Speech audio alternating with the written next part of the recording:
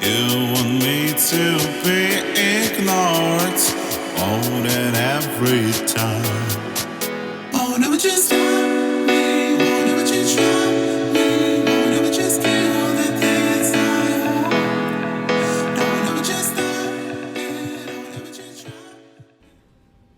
Welcome to Conversation Ex Nihilo. This is your host, Billy. Thank you for joining me. My guest today is Jim Higdon.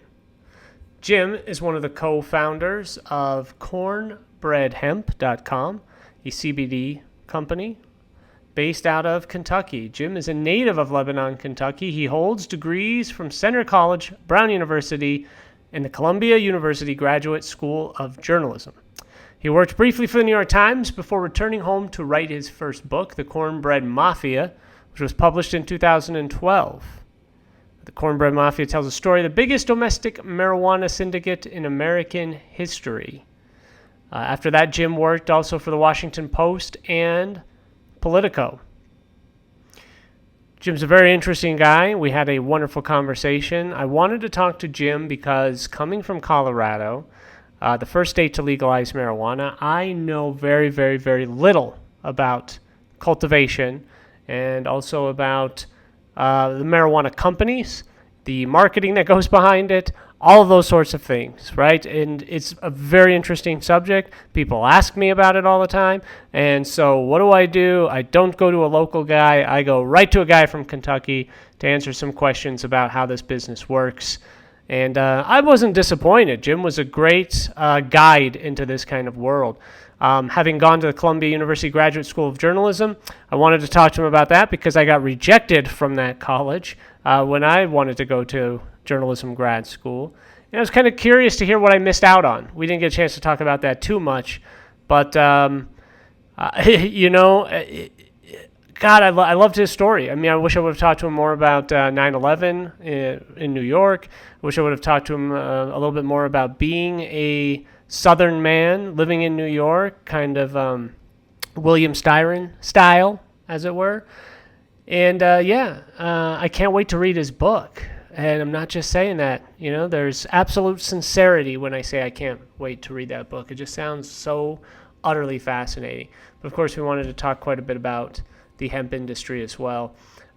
Jim, as part of promotion, wanted me to mention that he has a coupon code for the audience. That would be you, by the way, if you're still listening. So when you go to cornbreadhemp.com, there's a coupon code EXNIHILO. That's XNILO.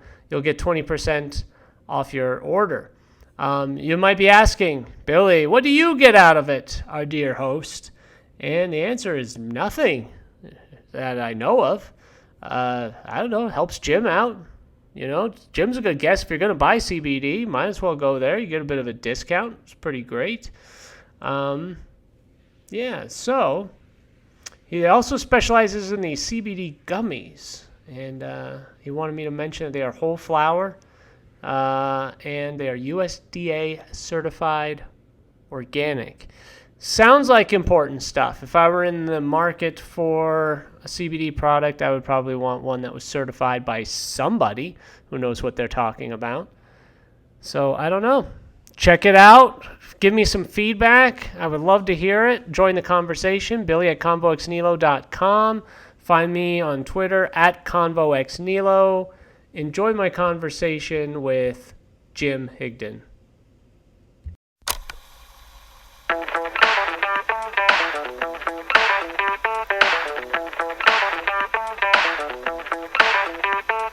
Let's go, watch it roll. We've got a lot of bottles and it's number gross. Hey, yo, here we go. We've got a body's why we look so dope. We disturb the peace everywhere we go. We can get a kiss from almost every. Yeah, I mean, you understand all the lingo. You're a journalist. Was. That's how I feel too. I was as well here in Colorado. We can talk about that. I'm interested in your background. Yeah. The guests you pull and this, like, you got a really eclectic like list of people you talk to. Is a really fascinating curation you put together. This is like I've been doing lots of podcasts for the Yeah. work, Yeah. and like most, not all of them, most of them have been cannabis focused in one way or another. But it's always great to talk to somebody who has a much wider breadth of interest and knowledge. So it's Well, I think of it as a strength and a weakness. Excuse me. The strength is, of course, I get to follow my curiosities as I think any journalist would love to do. But the weakness is it's so broad and varied that how do you know where your audience is, right? that, well, right. It's hard to brand and target your audience if you're when you're so broad. But then also, like, you're just your audience is people who are interested in like learning new stuff. Like, you come in on one episode because you're interested in one thing, and then you get something else that you didn't know about. That's the idea. Yeah. I mean, I get to follow my curiosities, which is what every journalist I think always wanted to do. I mean, isn't that what got you into journalism? Yeah, I came from a storytelling culture, like telling stories and like meaningful stories was important to where I came from. Like growing up listening to the men around me tell stories and making each other laugh on like telling each other real stories that happened. Um, and taking that and wanting to refine it into a professional storytelling capacity is how I got to journalism.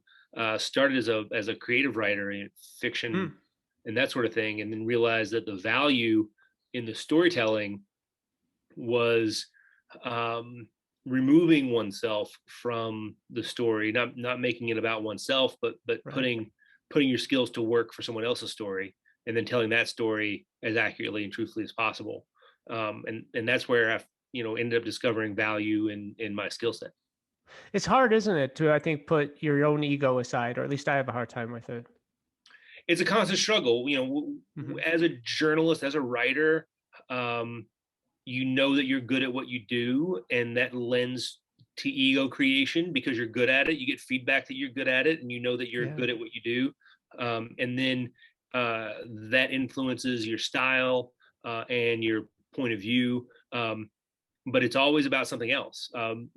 In Columbia J School, one of the mantras that got beaten into us in a very good way, something I keep with me, is this George Orwell quote on when he's writing about writing, where he Hmm. says something to the effect of "Perfect prose is a pane of glass," Yeah. by which he means a perfect sentence frames the action and describes what's happening and also keeps out the stuff that does not need to be there, but in the end is invisible, so that the reader sees the thing without the sentence getting in the way. Right. Um, Right. Now, like not every writer ascribes to that notion, Right. and plenty of great writers are all about the pane of glass. I'm a recovering Faulkner-holic. Having you have to get rid of the Faulkner obsessions in order to effectively execute because you can't be writing 7-page sentences. Um, Right. but you want to because he did it. It's great. Of of course, yeah. You appreciate that challenge. You want to push yourself. You want to distinguish yourself, I imagine. But if you care about your reader, you can't do that. I So suppose so, especially in journalism, certainly. Although I feel like, nowadays it's very difficult because there's so much competition for attention, right? So the push to distinguish yourself is even harder than it was, say, 30, 40 years ago. right, and attention spans have gotten much shorter Yeah. as a result. And so, to if we're talking about like American literature in two separate schools of thought, and those two schools of thought are the Emily Dickinson versus Walt Whitman schools, where Emily Dickinson is incredibly precise and refined and honed, and Walt Whitman is everything, everything, everything. Um, those two schools of thought play themselves out through the 20th century. There's back and forth in in in those in those schools, but it seems like Emily Dickinson's winning this fight. Yeah. Yeah. What led you to Columbia School of Journalism? Um, the work, the so So as I sit here now, I'm sitting in the offices of Cornbread Hemp. It's the Hmm. CBD brand that I co-founded with my cousin. We're named Cornbread Hemp because um, my first nonfiction book is the Cornbread Mafia, which is a Hmm. nonfiction account of how my hometown in Kentucky was the headquarters of the largest domestic marijuana syndicate in American history. 70 guys arrested on 30 farms in 10 states with 200 tons of marijuana between 1985 and 1989. And of these guys that got busted, none of them talked in exchange for a lesser sentence, frustrated federal law enforcement, and really became legendary for their ability to stick together. Um, Right. and so that all happened. That all went down when I was in middle school, high school. And it's a story I kept with me. I went off to college, first to Center College, a liberal arts school here in Kentucky. And then I was very fortunate to get into the Brown University creative writing program right out of undergrad that gave me all the confidence that I needed to decide to try to be a full-time professional writer. So moved from Rhode Island after Brown to Brooklyn, as all my Brown grad friends did, Yeah. and started pursuing different creative endeavors, trying to make that work. And I was trying at the time to tell this Cornbread Mafia story as fiction, as a screenplay, and it was not clicking. It wasn't working. Mostly because my imagination was insufficient to fill in the blanks of the things that I knew, right? Like it just wasn't good enough because the Sure. reality Yeah. of the story was far more bonkers than anything I could have come up with. Yeah. So, in the course of trying to sell this story as fiction, some of the feedback I kept getting was people saying, well, if this is a true story, why don't you tell it as a true story? And the answer at the time was, there's just no way to do that. It's impossible. Like these guys won't talk. They're kind of dangerous. Like just can't walk in there.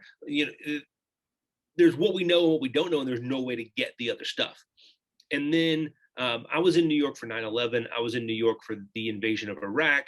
And all these world changing events happening around me in New York made me realize that if I was going to be a writer, I had to put my services to work in fact based writing, because that's where the value is as the times had changed post 9/11. And so I applied to Columbia Journalism School while I was living in Brooklyn. With this notion in the back of my mind that I wanted to tell this Cornbread Mafia story in a nonfiction way. I just did not have the skill set yet to do that. And Columbia really gave me that skill set. Wow. I mean, so you must have had your own like Faulkner, William Styron-esque Southern man in New York kind of experience, right? Oh, I've Southern got writer a in New York. very heavy Quentin Compson complex. Ah, yeah. Having been to a Kentuckian at an Ivy League school is a interesting phenomenon. All my peers there looked at me with the curiosity of a talking dog. It's Uh, nuts. Yeah. they were just like, I would be at a party and people would literally say, "Hey Jim, say words," and they would tell me words like I was a game Curiosity. Yeah. um, because I was Still. literally the only person from Kentucky they had ever met. Very intelligent people from all over the world, could not find Kentucky on a map, did not want to. Um, I was beneath their interest, except for when I started talking about this Cornbread Mafia stuff. And they'd be Yeah. like, wait a minute, what? And I'd say, yeah, our drug dealers had lions. Your drug dealers didn't have lions.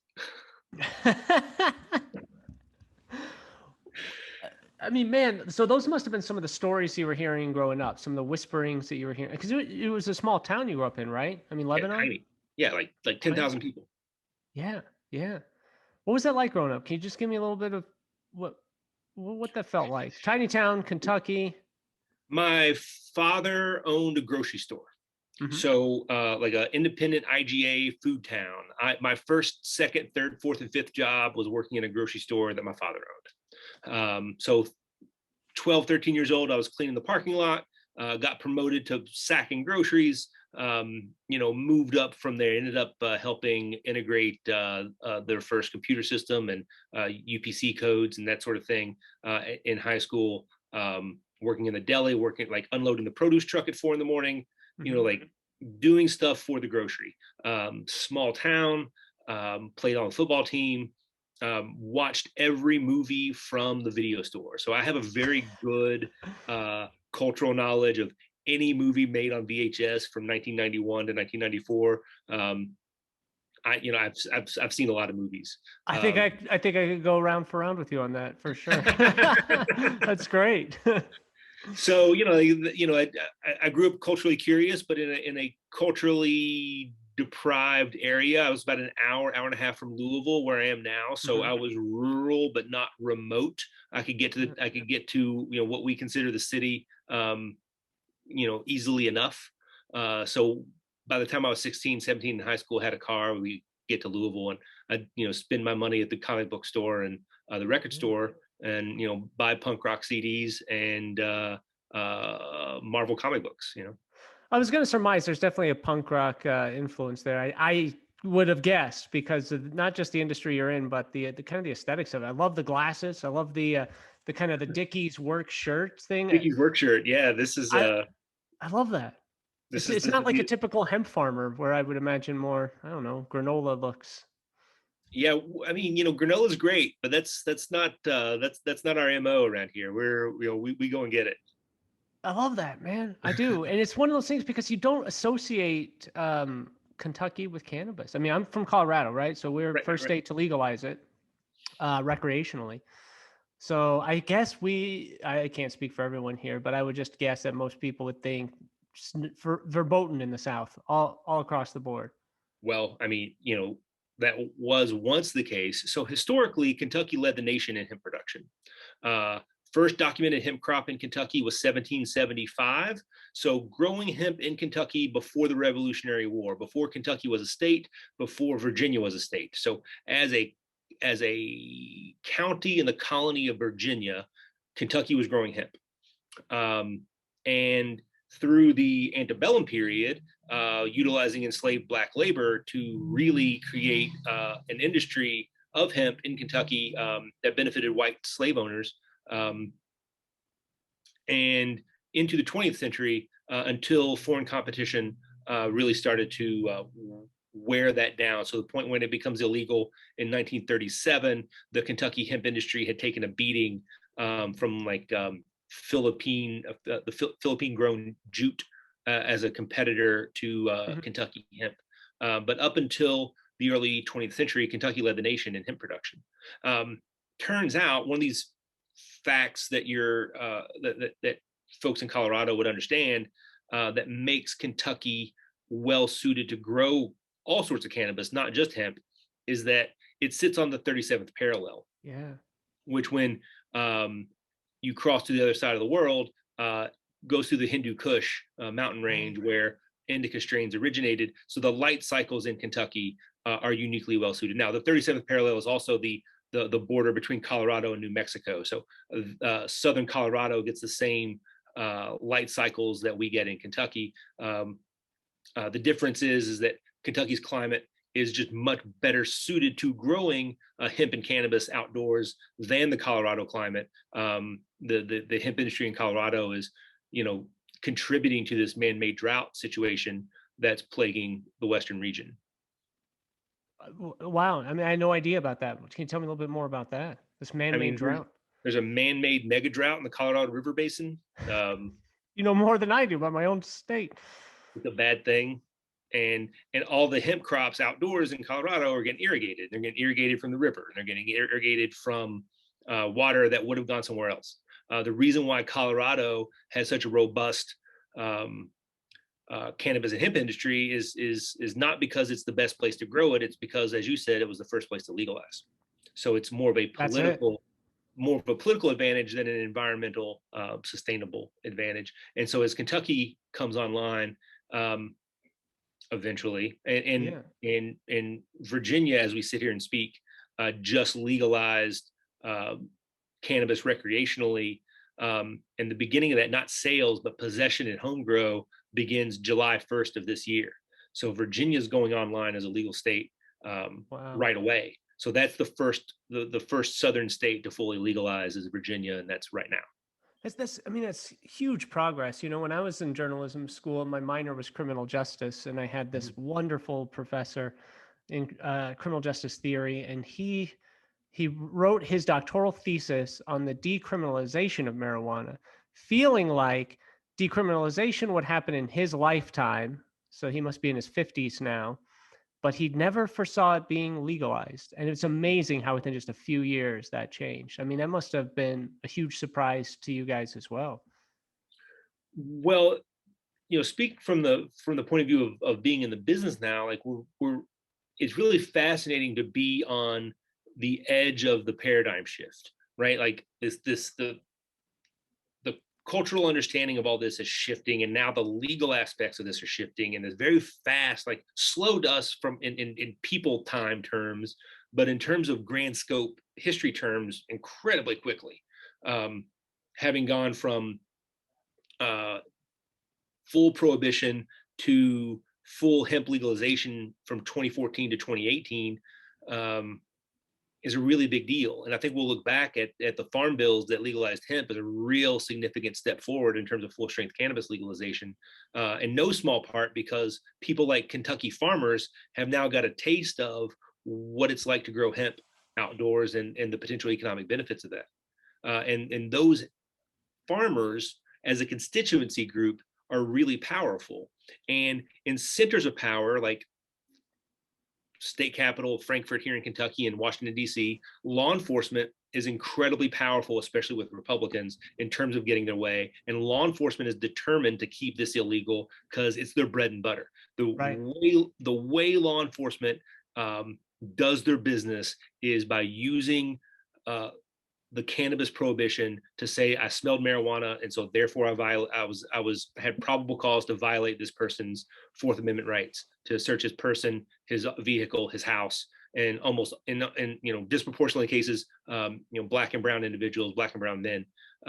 This is how police do their work, and decriminalization and legalization, and even hemp flower legalization takes that tool away from law enforcement, and law enforcement does not like it. And when the conversation in centers of power like the Kentucky State Capitol and DC, when that conversation is law enforcement versus black people, in Republican circles, law enforcement are going to win that argument every time. But when that conversation turns to law enforcement versus farmers, that's a different argument. And all of a sudden, legislators have to stop and listen to farmers a lot more than they are used to listening to someone on this issue. And so it's really helped to turn the attention of rural legislators, white Republican legislators, who ordinarily would have sided with law enforcement every time because they have constituents who are like, this isn't right, we need to fix this. Mm-hmm. So the other dastardly, like devious element of the cannabis prohibition as it relates to law enforcement is they really selectively enforce this cannabis prohibition, marijuana possession charges, in such a way that white people never see it. It's invisible to white people because they don't enforce it in white areas. They let white people go. The Washington Post a couple of years ago published a county by county map of the United States with marijuana possession enforcement data. And Kentucky has like California levels of non-enforcement in all of the rural counties. The only counties where there's significant marijuana possession enforcement is in urban counties where there's black people. So white people don't see the imperative to decriminalize or legalize because it's not something that's impacting them the way it's impacting people in the cities. So have you encountered any harassment since starting Cornbread Hemp from the law enforcement community? Honestly, we have not. Like, it's like Kentucky is, there's some things that we want to do at Cornbread Hemp that law enforcement through legislation won't let us do, like sell hemp flour, that sort of thing. But in terms of like direct harassment or antagonism, like there hasn't been anything like that. And I'm known, having written the Cornbread Mafia book and some other things. I'm a fairly public person here. Like people know who I am, and if I were a project for law enforcement to do something about, like that's not ever something that's happened. Like, to their credit, we've not experienced any sort of harassment like that. That's very fortunate, I think. So these gentlemen who figured out the 37th parallel connection? Were they Yeah. mainly Vietnam veterans? That's very astute of you. To some degree, yes. Um, it definitely started that way. The Vietnam connection. So of these 70 guys that were arrested in Kentucky, almost every single one of them, to a man, was raised Catholic.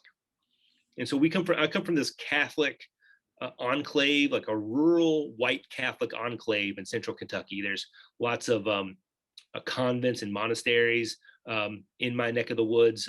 Most famous is Gethsemane, where Thomas Merton lived and died. So very Catholic.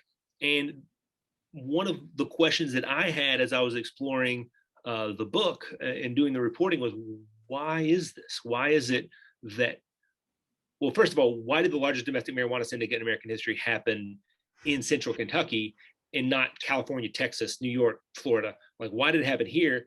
And why are all these guys Catholic? And the reason, and I'm circling back to Vietnam veterans, so just long answer for your short question. The reason, it turns out, is prohibition. That before prohibition in my county, alcohol prohibition, in 1919, there were something like 9 active distilleries in my little rural county. And on the date that prohibition starts, all of those men who worked in those distilleries were put out of work. And the only thing that they knew to make a living was criminalized. And they had a decision to make. They could break the law and support their families. And they're Catholic men who all literally had a dozen children each, or they could let their families go hungry because there was no assistance. They were just out of luck. And so there started a culture of law breaking where they could violate man's law without feeling like they were violating God's law. They could live inside a culture of the church that had community and structure and morals, and they could live inside of that framework of living while still breaking the law on the other side. And the community was able to support that kind of extracurricular, extra legal ways of making a living. And part of that came with it a code of silence. The kids of those parents understood the way to protect their family, the way to protect their fathers, is to not talk. And so the not talking became a cultural touchstone that was handed down generation to generation. And 2 generations after prohibition ends, the grandchildren of these guys, the grandsons of these guys, go off to Vietnam. And while in Vietnam, learn the value of what people were willing to pay for marijuana in cities. And cannabis, hemp, essentially ditchweed, is still growing wild in Kentucky from the World War II Hemp for Victory effort, which grew in Kentucky from 1942 to 46. And then after that, in fence rows and ditches, is ditchweed. So they're familiar with the plant, but not its cultivation and not its unfertilized female flower potential. But they found this out in Vietnam, came back with this knowledge. All they had to do is grow it and not get caught. And not getting caught was kind of what they were designed to do because of this multi-generational history going back to prohibition.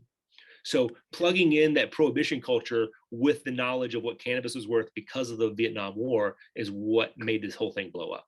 That's incredible. I never thought about how big of a role Catholicism plays in this. I mean, you use the word mafia. I think, my just reading about the mafia, being interested in that, the Italian mafia, that is, watching movies on the subject. You think about how, Catholicism often comes into these stories, but more as like an ornament, I guess. You don't think about how prominent of a part it plays. That perhaps maybe these subcultures wouldn't exist without Catholicism. Fascinating way to look at it. You might be right. I think what Catholicism does to these cultures is it creates an alternate social structure, so that these people can exist in the world with some structure, with following rules of a structure that is almost always in line with man-made law. But when it diverges, you can diverge in one direction and not the other. Well, it's I also got to, rare in the South, right? I mean, Catholics. yeah. Is it? I don't know. I guess I assume Well, it's culturally you wouldn't think, like, it's one mostly associates the South with Southern evangelicals and that sort of thing. Baptist. Yeah. Yeah, like Jewish people, Catholics tend to stick close to water. Hmm. Port cities, river towns, is traditionally where you would find them. The reason why, I got a couple of stories. So I got an FBI agent priest story over here, but before I get over there, Oh I got man. the reason why the Catholics settled deep into rural Kentucky, where I grew up, it turns out, in the 1780s, 1790s, is because navigable waterways were not safe, because the Shawnee never signed any of these peace treaties that these white people were taking advantage of, and the Shawnee were pissed. And so what the Shawnee were doing, Shawnee, Cherokee, Creek, what Native bands were doing at the time was, so it's fascinating. The natives did not find white men with guns moving through their area, uh, moving through Kentucky. Kentucky wasn't anyone's area. There was no settlement in Kentucky. All the settlements were on the north side of the Ohio River. Um, did not find white men with guns to be a threat, because they were just hunters like everyone else. Where they found the threat was the women and children, because the Hmm. women and children represented settlement. And Hmm. so that's what was no good. So when settlement occurred on navigable waterways, one of the ways to deal with that from the natives' perspective was nighttime ambushes by canoe, where they would come in at night and just slaughter the camp. So because navigable waterways were unsafe, these Catholics who came in 1780, 1790 settle in up upstream where there's water, but not water to navigate, not water you can get a canoe down. So they end up on the farmland instead of on the river. That's fascinating. Now, Absolutely so fascinating. but to go back about this Catholic organized crime thing, um, uh, priest from my town, who is now a bishop, and I'm not giving out who that is because I have multiple priests from my town who are now bishops. Sure. Was approached by a parishioner with a donation of a large sum of money, presumably cash. The priest knew or suspected that this money that he was being offered as a donation was illicitly gained. So, for advice, this priest went to a deacon in Louisville. The deacon was also an FBI agent. So, FBI agent who's a deacon consults with the priest, and the priest explains to the deacon the situation and wonders, like, what to do. Like I think that this guy is, I'm sure the term is dealing drugs, and he's offering a donation to the church, and I'm in a moral quandary as to how to proceed. And the deacon, who's an FBI agent, tells the priest, take the money. Right? So take the money is what the church, like, it's this transactional relationship between the church and the organization, the relatively nonviolent criminal operation, where they're able to wash each other's hands. Jeez. I mean, I guess it does make sense too. I mean, I think some of those man-made laws certainly are meant to be broken. I guess I'm choosing my words carefully because, I don't want to make it sound like I'm ratifying certain illegal behaviors. And yet I'm all for cutting corners. I guess I am saying I'm ratifying certain behaviors. I found it in the reporting for the book in this fascinating moment in the 50s. So, between prohibition and marijuana in the 50s, my county was still the only. So after prohibition in Kentucky, alcohol prohibition was legalized by county with wet and dry counties. Less of an issue now, but still somewhat of a phenomenon. There's wet and dry counties. And Marion County, where I was from, was like an oasis, a wet county surrounded by dry counties because the Catholic enclave, and consequently was a hotbed for bootlegging into dry counties where people would come in and buy alcohol in the wet county and then take it somewhere else illegally, right? So classic bootlegging type situation. And the state police really tried to step on my town and step it out, stomp it out, like 1958. And the state law enforcement commissioner ran his mouth at the state capitol about my town and said it was a place for illegal drinking, gambling, and prostitution. And two of those were true, but the prostitution was not. And people got really pissed about the prostitution charge. Like they accepted the drinking and the gambling because that was definitely happening. But prostitution made them angry that they were being accused of something that was not true. And this particular accusation was not true. And when that state official came to the town, he was surrounded by essentially a mob who were yelling like, "Where are those girls? Where's the girls? Hey, where are the girls?" And I found an exchange between the local newspaper editor and a reporter from out of town talking about this issue between each other. And the out of town reporter was like, "What's going on? What is this about?" And the local newspaper guy explained to the out of town reporter, gambling and drinking, those are sins against the state. Those are sins against, but prostitution's a sin against God. And this community sees those two things totally different. So they could break man's law, but not God's law. And the prostitution accusation crossed that line. And they were totally fine with being known as being violating man's law with the drinking and the gambling because there was drinking and gambling. But don't accuse them of prostitution because that's not right. Wow. Yeah.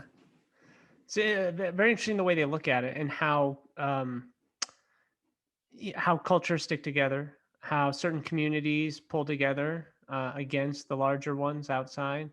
I think the older I get, the more I'm wondering if we can even really be a functioning nation, if maybe we're just too big. And it's like, stories like that always remind me that maybe we're just not meant to be so giant.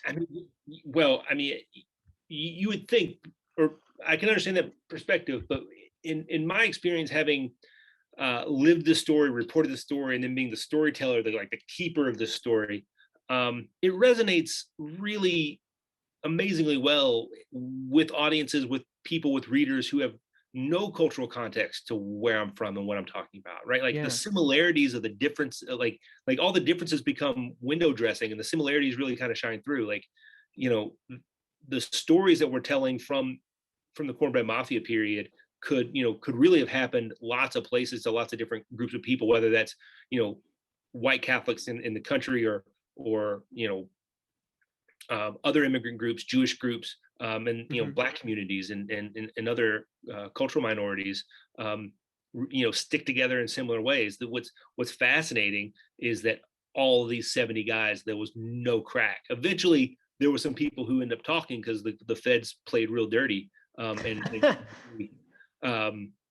Once property seizure and asset forfeiture became a tool in their belt after '87, they would go to guys and say, "Look, your mother's living in a house that's on your land, and so you're going to talk to us, or your mother's homeless because we're going to take her house." And that's what it took to go after the families. So eventually that cracked some guys. But the Italians, the Italians are a much larger data set. But the only reason we know about Goodfellas is because Henry Hill was a rat, right? Like Henry Hill talked and then wrote a book.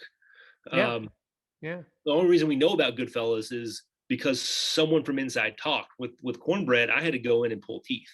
No one was talking until I showed up. Really? So what was that like? Where did you even know where to start? Oh, I knew where to start. It was a question of whether they had talked to me. Right. No one wanted to talk. Um, it'd been secret for 20 years. Mm-hmm. And some of these people, whether that were people from the inside or law enforcement or some of the reporters who wrote about it during their career, several of them had ideas that they were going to write this book one day, and none of them had gotten around to it. And then I show up in my late 20s with some fancy degrees saying, I'm writing this book. This is what I'm doing. Yeah. I'm doing this right now. And some of those people helped me, and some of them, didn't. But no one at the beginning who had any direct knowledge of this was interested in talking to me. Like, it just wasn't happening. Mm-hmm. What it took was a lot of hanging out. One of my nonfiction, I don't know, one of the nonfiction writers that I admire and looked to as a role model in this is Gay Talese, and Gay Talese's mantra in terms of reporting is hanging out, the art of Mm-hmm. hanging out. Like, and Gay Talese is the son of an Italian tailor, so he's always wearing like 3-piece suits with multicolored shirt and a handkerchief and cufflinks. Like, he's dressed to the nines. But what he does better than anyone is sit around long enough where people just take him for granted and see him as wallpaper. Like, he does work by hanging out places where people are just like, oh yeah, that guy. Like, it's so he stops being a focal point and starts being, part of the scene. So learning to hang out in the right ways, in the right places, is definitely part of it. Letting these guys know, this is what I'm doing. This is the work I did this week. This is what I'm finding out. This is what I'm learning. This is what I want to do. Even if they're not talking to me, they know what I'm doing. And then they're talking about me to themselves. I become part of the conversation. And then part of it was doing really good creative Open Records Act requests and getting old police reports, and first police reports, local, state police, and then eventually getting FBI, DEA, federal prosecutor, internal documents, and then taking those internal documents to the guys that they talk about and say, like, here's what I got. And then they are engaged by what I have found. And then they know that this is what I'm going to write about because it's in this document. And if they want it, and most of the stuff in this document is wrong, or definitely not the full story. And so in order for, now that they know that I'm writing something and I have material, if they want their version of it to be in the book, they have to talk to me. They're the only ones who can fix that. So that's how I got guys to talk to me who at first were unwilling or didn't think they wanted to talk to me. Once they realized that I had a piece of it and that I had enough to go on, that if they didn't talk, they were going to miss their chance to tell their story. And what I wanted was their story. Like, that's what I wanted. But I had to, and with some of these guys, they were very clear. They're like, I'm not going to give you anything. I'm not going to give you anything. But whatever you bring me, I will help you with. So if I bring them documents, they'll help me with the documents. But like, the 4 corners of the page, they're not going off it. Did they end up doing that? Did the cracks start to, as they got to know you? Right. And, got enough to tell a story, right? Like, got enough, like, like enough flavor to sort of connect the dots. Like, it's all about cause and effect relationships in nonfiction. Like, this caused this, caused this, caused that.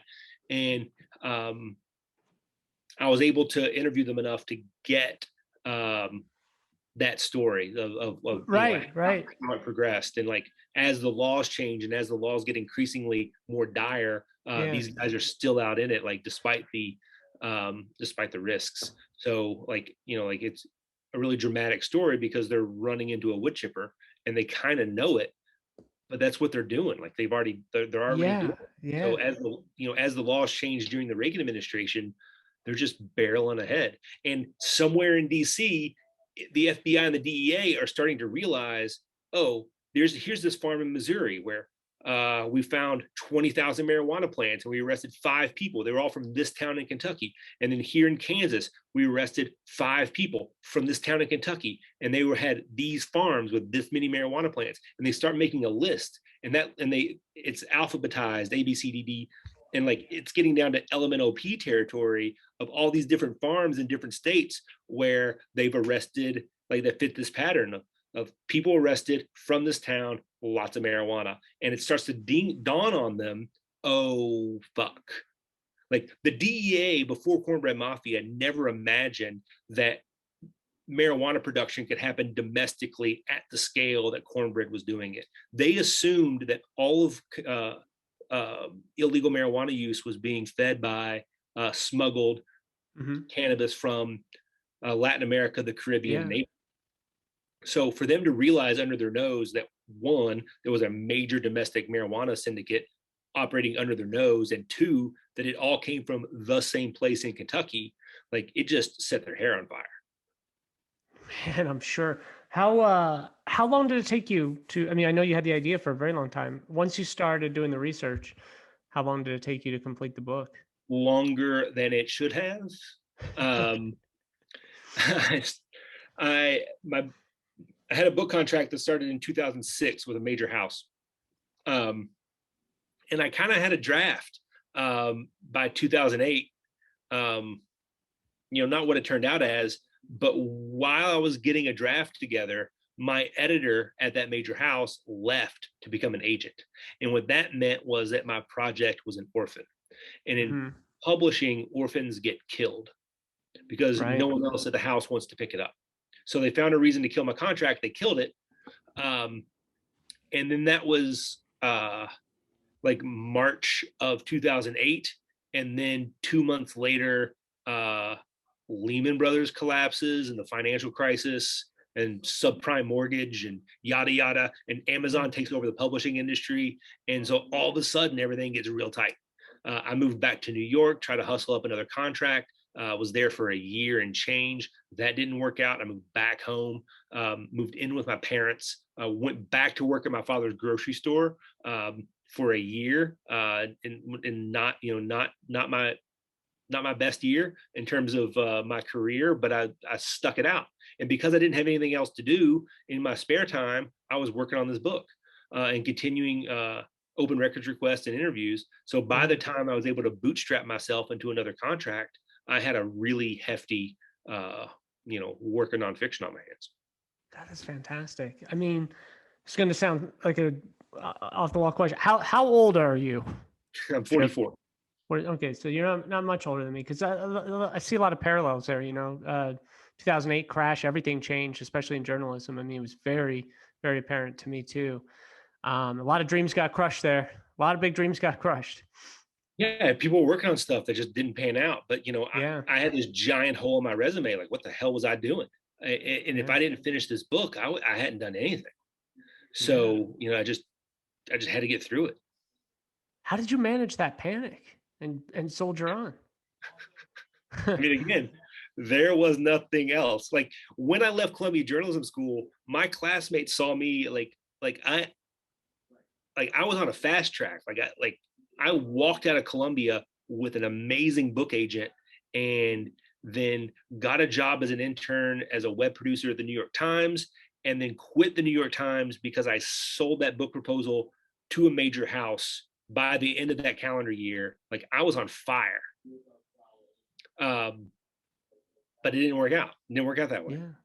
Like it and then 2008, like I said, like my editor left, project got killed, financial crisis tanked the publishing industry, and I was stuck. Yeah. But well, looking back on it now, could have you seen it going any other way? I mean, I really like where I'm at. Yeah, it seems like it. Yeah. It could have gone a lot of different ways. Like I definitely pursued a career in journalism and would have felt great as a journalism lifer. From 2015 to 2018, I was freelancing for the Washington Post when news broke in my neck of the woods. Got some A1 bylines in the Washington Post for work here in Kentucky, like the Kim Davis gay marriage certificate. So like front lines of cultural war reporting from Eastern Kentucky on the gay marriage debate was an amazing experience. And I assumed that would have led me into more work at the Post, and that just didn't work out. And I was covering the Farm Bill, the legalization of hemp for Politico in 2018, particularly as to go back to our racial and social justice initiative points. The topic of the thrust of the story I was writing was about in the summer, right before this Farm Bill was going to get pushed through with hemp getting legalized. The Senate slid in an amendment to ban felons from participating in the hemp program for life, like a lifetime felon ban. Drug crime felon ban, not all felons, just drug crimes. And so I was reporting on this hemp company from California with an outpost in Western Kentucky making cannabinoid hemp. The CEO of that company was a felon, but he was a Medicaid fraud felon. He wasn't a drug felon. So it was okay. Right? Like it just, I mean, still galls me that was even. It was me as well. And I even had to write this story, right? Like but because, in part because of my journalism, the felon ban in the Farm Bill was reduced to 10 years. I have no, I don't know for sure that my journalism directly impacted that decision, but I was the only one who wrote a story for a major publication on that issue during the decision-making period.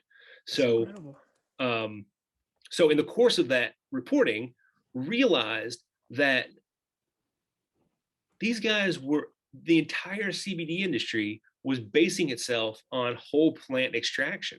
They were taking these whole plants, cutting them off at the stalk, and grinding them up in a wood chipper to pelletize them, and then using those pellets to do the extraction. And then the product was so bitter and gross that they had to put cinnamon and peppermint in it to make it the least bit palatable. And it just struck me, one, they were also and they were also running away from hemp's association with full strength cannabis. And everyone, the mantra was, oh, it's not marijuana, it's low THC or no THC, because people were promoting CBD isolate products, still are. And it just struck me as, from the work that I did with Cornbread, just completely against the great Kentucky traditions of cannabis growing. And the idea that they would throw a whole plant into a wood chipper and then sell that product instead of taking the time to remove the flowers from the plant and only extract the flower, really just struck me that there was this huge opportunity to do something about it. And my cousin, who's my business partner now, is an e-commerce wizard, and we got together in Thanksgiving of 2018, and he was exiting a project, and I was trying to get out of journalism, but wanted to get out of journalism the right way by utilizing the resources and the connections and the networks that I'd established, and not just turn my back on it all. And here this was this perfect opportunity. And so now we just celebrated our second birthday here. Actually, this month, April, is Cornbread Hemp's second birthday. We were the first Kentucky company to offer USDA organic CBD products, and we're the only company in the country that offers flower only certified organic CBD products, because the whole point of this enterprise, the whole point of this mission of this company is to make the best CBD hemp products that we can make, and that's flower only and certified organic. And the fact that we've beaten everyone here with the small team that we have is just really indicative of the passion and drive that we have as a company. That's great. What is shipping like? Do you have a lot of, how do you keep track of how to follow all the laws, rules, regulations? It's really great. I mean, this is the great thing about being outside of legal marijuana, is that we don't have this problem. U.S. Postal Service, UPS, we ship to 50 states and U.S. territories. We sent 2 orders to Guam last week. We ship to Hawaii all the time, Puerto Rico all the time. It's a piece of cake. We use ShipStation just like any other e-commerce company does. So what was the learning curve like for you when you decided, where did you grow up within agriculture? Did you understand soil? Did you understand this stuff? grew up in a farming community, but not on the farm. So Yeah. my mother comes from a farm, so I was farming adjacent. Hmm. Um, uh, my company,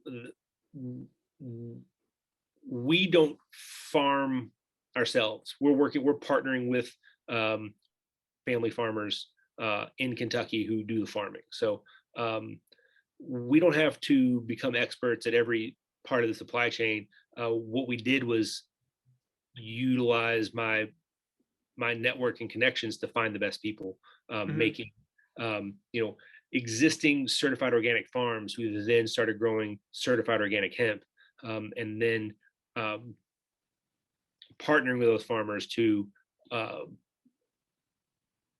to create the products that we make. Just You know, imagine it's got to be difficult to know, because Colorado, of course, there's this like plethora of people who came here expecting to, I think, find instant jobs or instant success, thinking they knew what they were doing, and then realizing they were in over their heads against, either bigger industrial people who had the money to invest in some of this stuff. In other words, like they just were frozen out by their lack of understanding of the industry. How did you insert yourself into it and catch yourself up? You know what I mean? It can't be easy. you know, uh, you know, this has been a real partnership between my cousin and I, Eric Zipperle. Part of this is um, his vision of the e-commerce side, and part of this is my ability to utilize the platform I had established as a journalist and a book author Hmm. to promote the brand. Yeah. So we just our skill sets really complemented each other. We were a small, nimble operation, which, as you say, is a liability when dealing with better heeled competition.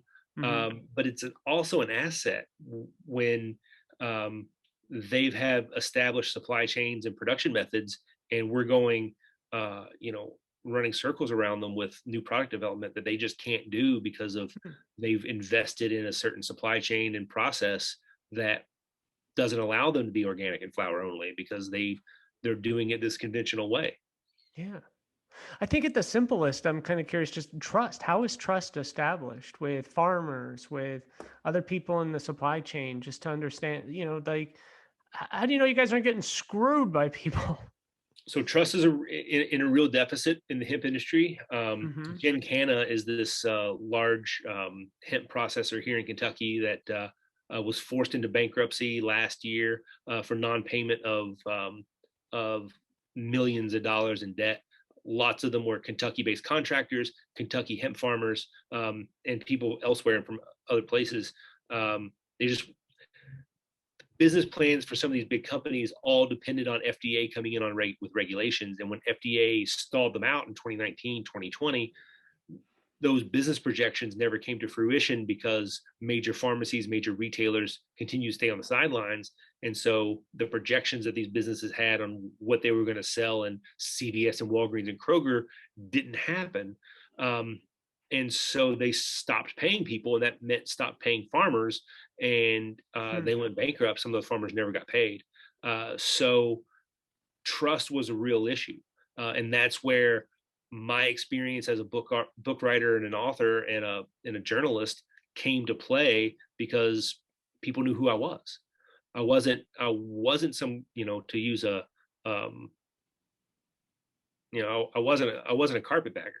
I Right, wasn't right, I right. wasn't somebody from out of state with big money coming in making a lot of promises.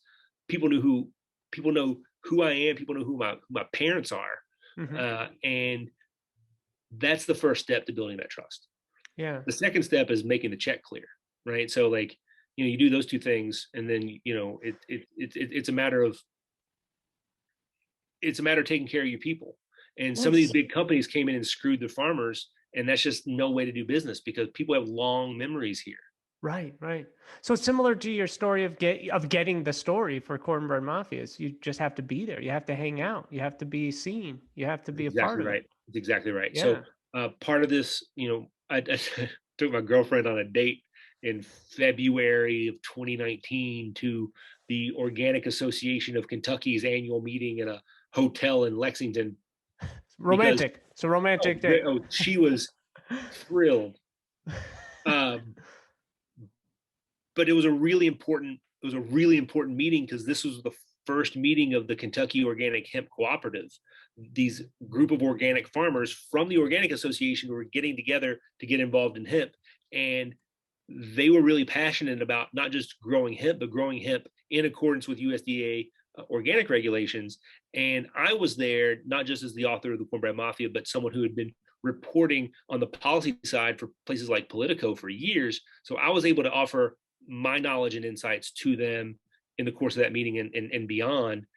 So I was adding value to them. I wasn't just there to get what I wanted out of that organization. I was there to help as much as I was to benefit from it.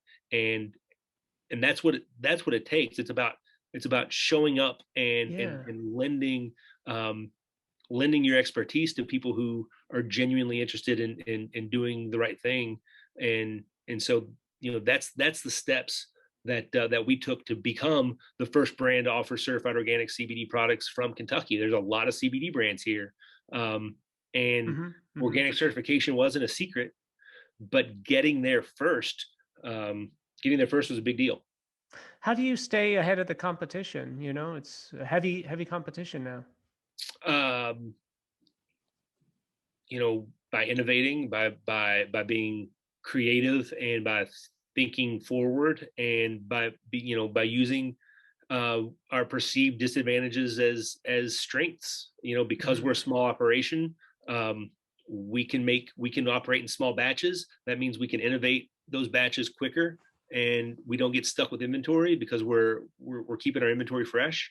And we can, once we were able to begin reformulating some of our conventional products into certified organic products, started doing that, and that's lent itself to really where we got now. So it's the eve of 420, National Cannabis Holiday.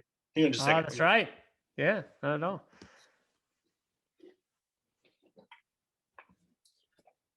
So this is our new product that we're rolling out for 420. These are our organic berries CBD gummies. They're the only gummies on the market that are certified organic, flower only. They're vegan, and they're flavored with organic berries.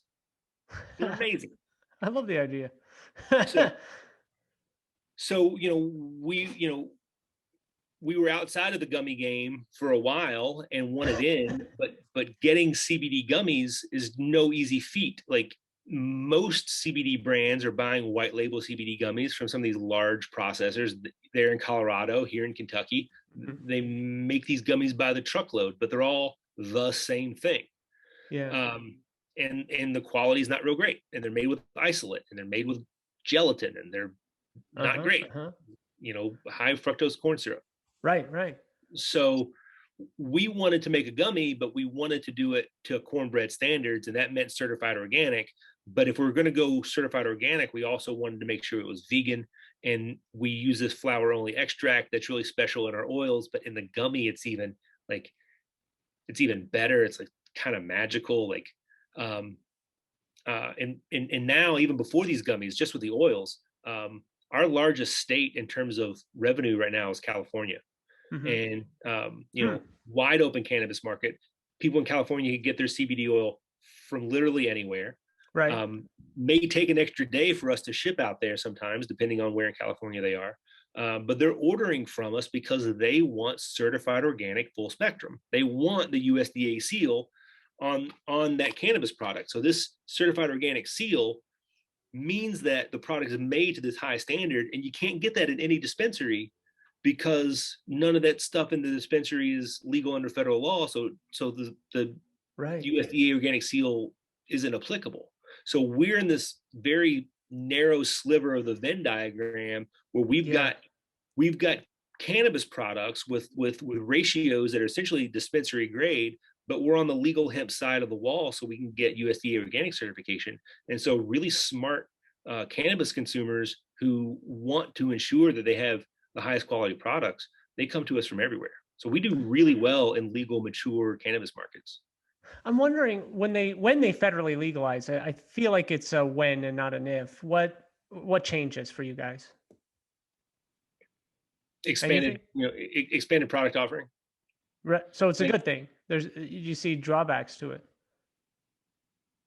uh, where to put all, how big of, how big of a company we're going to need to accommodate that much demand. That's Um, nice. That's a good problem. I guess what I'm getting at, I just feel like maybe the market gets flooded, right? Like all of a sudden, you know, well, right, and then it becomes brand and quality right, right. and brand story and authenticity, right? Yeah, People want authenticity, transparency, trustworthiness, and definitely, and definitely. and so most of these, the only brands in the cannabis space that are even the least bit successful are celebrity based, celebrity driven, and in Right. the end, celebrity driven brands are really shallow. Like they're just Yes. one guy or one woman, one person. Yeah. And if something bad happens to that one person, if they get arrested for a DUI, what's that do to their brand? Right. What Cornbread is able to do is create a brand with a 200-year, 250-year tradition, that's bigger than any one person. And it speaks to the excellence of the product from the place where it's made, and Yeah. and that's what we're all about. People like staying power for sure.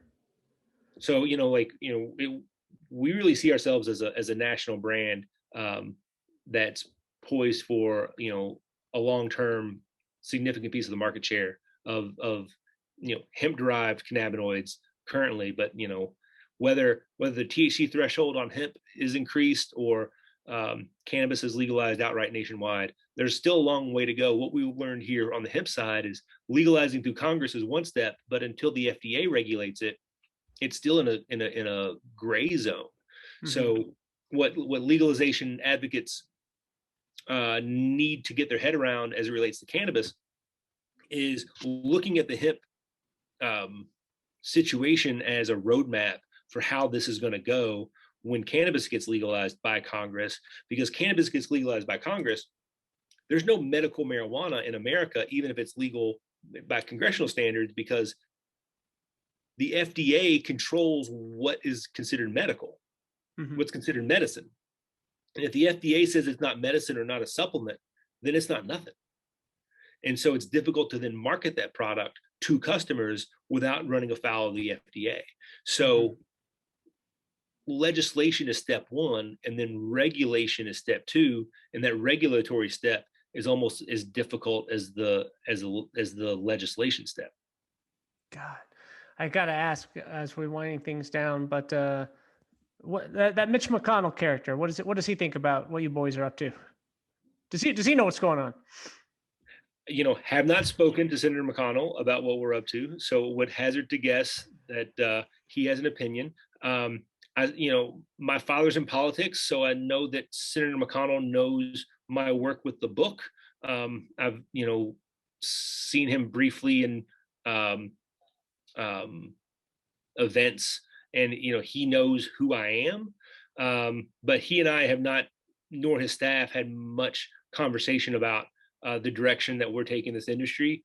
Senator McConnell did a lot of good in getting on board with hemp and getting it through the Senate and Congress and the farm bills. There's more work to be done, and we're hopeful that Senator McConnell will continue to work on increasing the THC limit and opening up more, making hemp more legal, especially as it relates to encouraging the FDA to come in on regulations. These sorts of things are things that Senator McConnell can still help with. But his appetite for full strength cannabis reform is probably not where it needs to be. And so while he has done a great job legalizing hemp, his appetite for full legalization is probably not where we would like it to be. And we would encourage him to, keep an open mind. Amen to that. How do you become a Kentucky colonel? Last question. When does that happen for you? If I was sitting at my desk, I've got my grandfather's Kentucky Colonel certificate literally on the other side of this wall right here. I didn't realize he was one. That's great. The process by which a person becomes a Kentucky Colonel is this: you find a Kentucky legislator to nominate you. You answer like a very short 5-question questionnaire. And then that legislator submits your name to the governor, and then the governor's office sends you a certificate. It is not rocket surgery. as like no one wants to hear, but like there was it's become more restrictive now, but there was a period when they were just slinging those kernel certificates around, probably more Devalues it. so yeah, some kernel deflation or inflation or whatever. So it's not as tough as you think. What you have to do is talk to a Kentucky legislator. The Kentucky legislators are who have the keys to the kernel seat. That's what you're looking for. Thanks for joining me, Jim. Thanks for having me. Amazing things, yeah. It's not a problem how many noise we break.